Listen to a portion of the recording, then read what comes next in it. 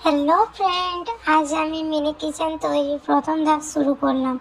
প্রথমে নারকেল পাতার কাঠি দিয়ে কিচেনের ফ্রেম তৈরি করলাম, যাতে পুরো কাঠামো শক্ত ও মজবুত থাকে।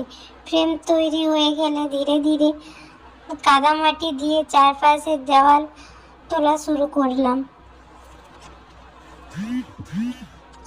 দেওয়ালের মাটি একটু শুকনো হওয়া পর্যন্ত ততক্ষণকে আমি নিচের বেসটাও ভালোভাবে লিপে নিলাম।